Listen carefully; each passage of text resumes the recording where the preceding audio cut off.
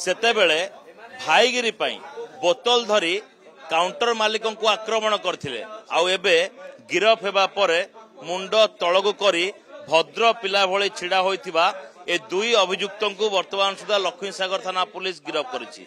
ए दुई अभियुक्त हेउछंती जणे होची कालाराम एवं अन्य जणे होची संतोष। ए दुई अभियुक्त ही जो घटना घटाई थिले से घटना घटिया परे एक्शन मोड को आथिला लक्ष्मीसागर पुलिस। एमाने मागणा मद पाइबा को जाई काउंटर भितरे गंडगोल करथिले गुंडागर्दी करथिले। तो तापर कह जाइथिला जदि कोनोसी व्यक्ति आपणक पाखक आसुची मागणा कौनसी जिनस मागुची बा गुंडागर्दी करुची सेमानक विरोध में कार्यानुष्ठान ग्रहण कर। तेबे कमिशनरेट पुलिस वर्तमान सुधा स्पष्ट करिछि जदि कौनसी व्यक्ति विशेष निजको गुंडा बोली कहउछंती लोकल दादा बोली कहउछंती एवं किछि जिनस छड़े नेबाकू उद्यम करुछंती किंबा संगबद्ध होई आक्रमण करुछंती सेमानक विरोध में दृढ़ कार्यानुष्ठान हबो।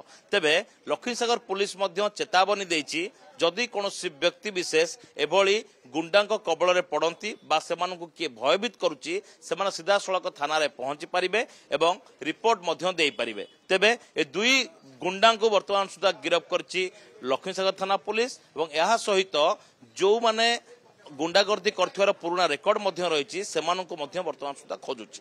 केवल बाणीनंदन सौभाग्य परिडा कनेक्ट होछि।